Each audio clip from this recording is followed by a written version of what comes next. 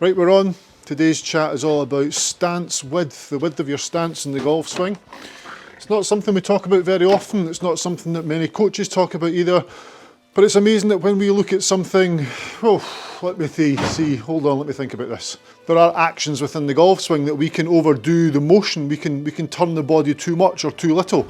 I mean, be able to have a large range of motion in a certain area of the golf swing, you can actually overdo what you're trying to do. It can be far too much range of motion, too much flexibility. Sometimes that needs to be reduced. On the other side as well, obviously, if we can't turn enough or can't get into a certain position, then it's going to hinder us and hold us back. Stance width, hard to say. Tackles a bit of both. That's today's topic. Oh, before we start, you couldn't just be a hero, could you, and just click that subscribe button down there, little red button. Give it a wee click.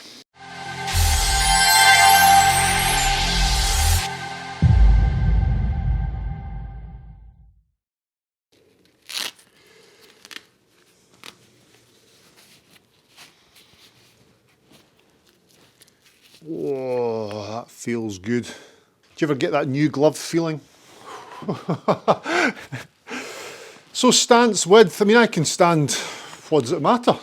Surely that's not an important part of the golf swing. I can stand with my feet really close together and still hit a golf ball. It's alright, I can stand with my feet as far apart as possible, still hit a golf ball. It's alright. Remember, we all want to look good though. But believe it or not, there's actually a lot more to it than just looking good. Who'd have thought that? We're all quite vain as golfers, aren't we? So stance width, struggle with that. We can stand with our hips,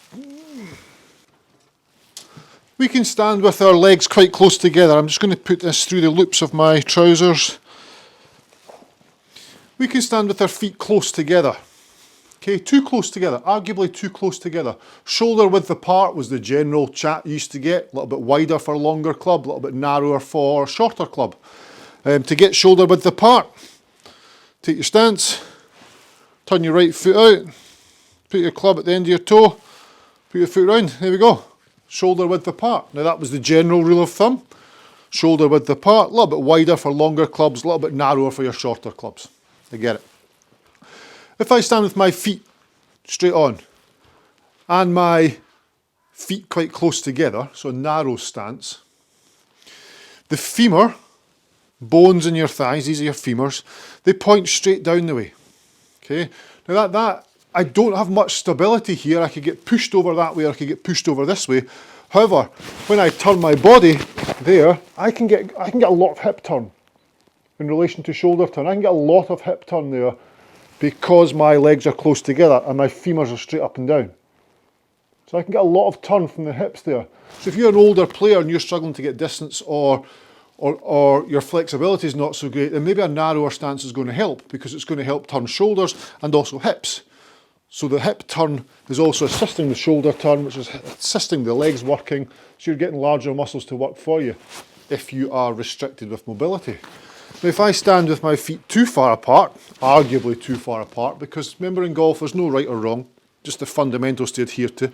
So I stand with my feet, let's say this far apart. Now my femurs are at angles. Okay, so my femur are no longer straight up and down, they're at angles. So that's going to reduce the amount my hips can turn in relation to shoulders. So you can see now my shoulders have turned a lot further than my hips. So I'm much more stable though. You can't push me that way, you can't push me that way. I've got a much more solid base. So there has to be a trade-off there somewhere. Now what is that trade-off? Do you want to be more stable or do you want more rotation of the hips? Each player's built slightly different. As I mentioned, each player's got a different skill set, different level of flexibility, different ability to play the actual game. So certainly for each individual, it's going to be slightly different, but it's finding what's comfortable for you.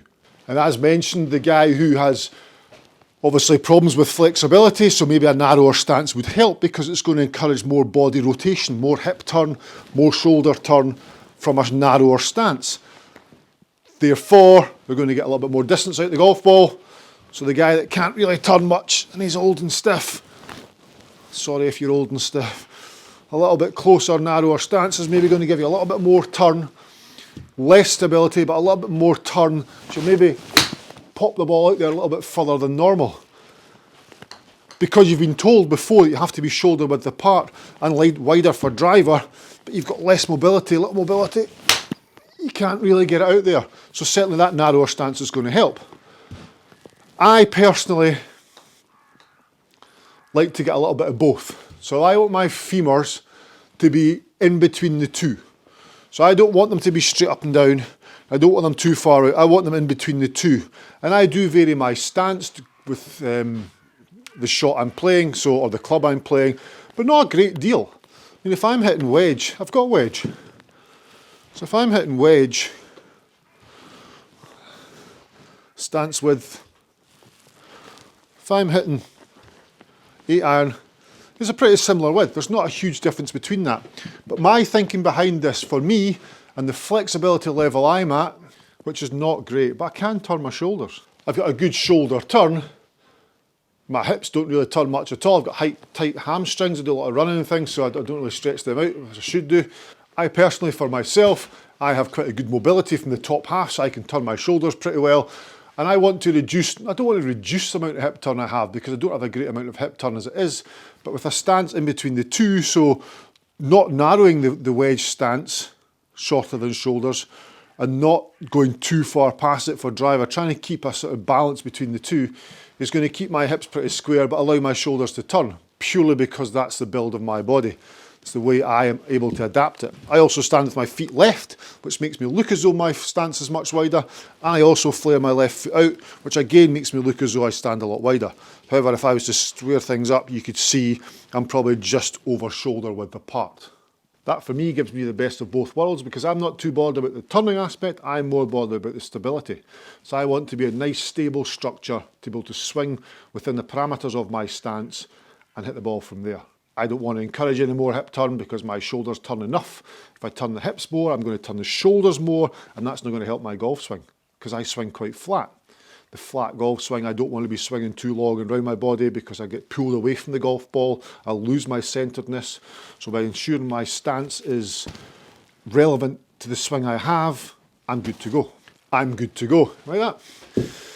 So I take my stance, good, definitely wider than shoulder width. I'll hit a wedge,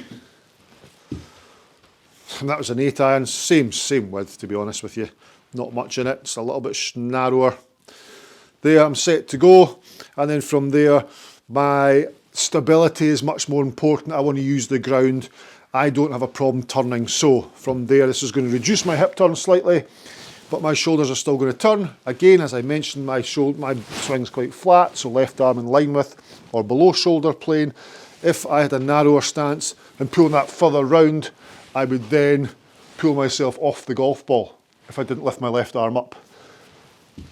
And I don't want to lift the left arm up because my Eureka Golf Swing encourages me to have a flatter swing plane into out path.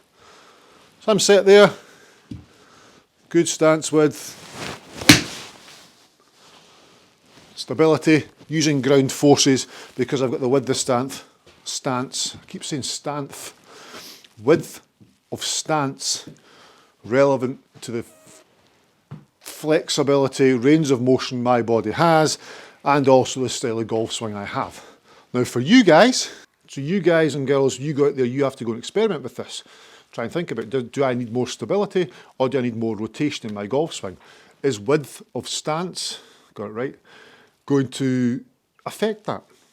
Get to the range, get a bucket of balls and give it a try. So grab a mid iron of some description. 8 iron's probably as good as any, so grab your 8 iron, come up here and hit some balls with your feet together. You'll notice hitting balls with your feet together how precise strike can be.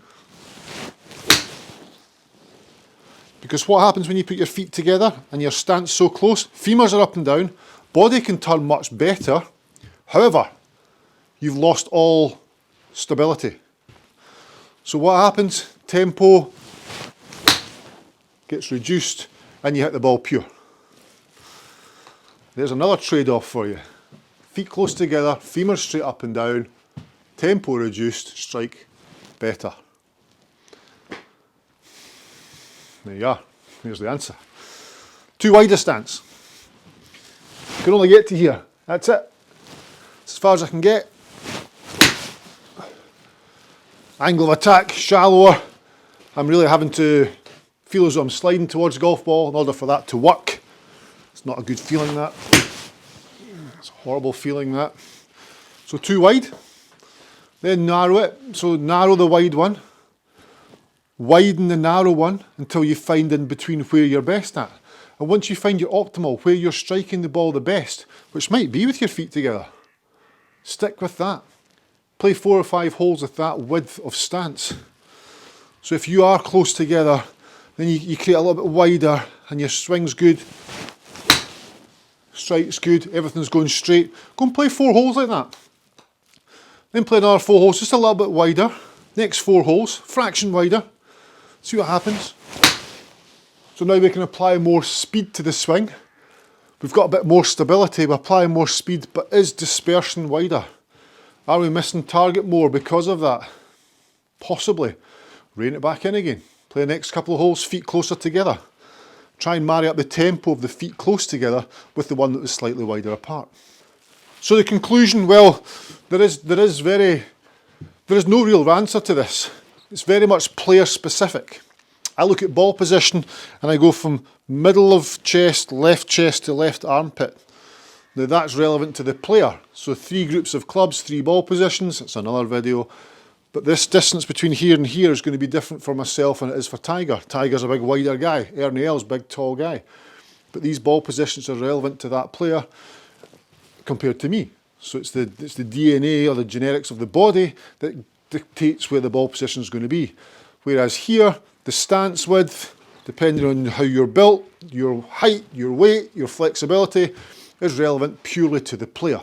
And your pro will tell you that. You're a good golf pro should be able to tell you whether your feet are too far apart, too close together, or spot on. That was nearly spot on. Right, thanks for watching. We'll see you in the next video. And also thank you for clicking that subscribe button. That was kind of you. Nice one.